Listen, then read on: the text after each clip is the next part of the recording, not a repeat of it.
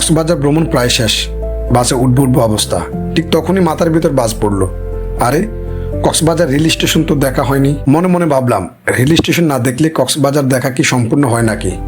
এই চিন্তায় মাথা আসতে হুট করে পট করে রেল স্টেশনের দিকে দৌড়।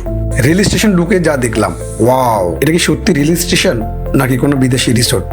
পরিচ্ছন্ন প্ল্যাটফর্ম, জকজকে ডিজাইন, আর চারদিকে এমন সাজসজ্জা, এক মুহূর্তের জন্য ভুলে গেলাম পুরাতন দুঃখ ভরা সভা অতীত।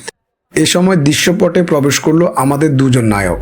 দুজনে খুব ধীরে ধীরে হেঁটে আসছে, একজনের চোখ বামে আরেকজনের চোখ ডানে, কারণ চারদিকে এত সুন্দর সুন্দর মেয়েটা হাঁটাহাঁটি করছে যে চোখে সানগ্লাস না থাকলে বিপদ নিশ্চিত।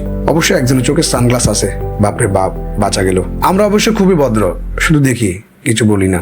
ব্লগারদের পেশাগত দায়িত্ব পালন করছি মাত্র। এরপর শুরু হলো আসল কাজ। একজন ছবি তুলছে, একজন পোজ দিচ্ছে, আরেকজন হঠাৎ করে ভিডিওতে ঢুকে পড়ছে। এই ফাঁকে লোকাল মানুষগুলো ভাবছে এগুলো কি রেল স্টেশন দেখতে এসেছে নাকি সিনেমা শুটিং। হাসাহাসি, ঠাট্টা, ফানি ডায়লগ আর অকারণে হাঁটাহাঁটির পর অবশেষে বাস্তবতা আবার ধাক্কা দিল। ওই যে আমাদের বাস।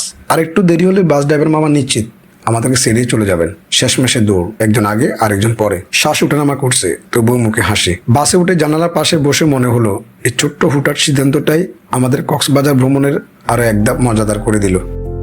কক্সবাজার, তুমি শুধু সাগর না, তুমি রেল স্টেশন, দৌড়ঝাঁপ, হাসি আর স্মৃতির প্যাকেজ। আজ যাচ্ছি ঠিকই, মাথার ভিতরে already ready. Cox's Bazar rail station আপনাদের কেমন লাগলো দয়া করে কমেন্টের মাধ্যমে জানাবেন। আর আমাদের পাশে থাকার জন্য আন্তরিক ধন্যবাদ।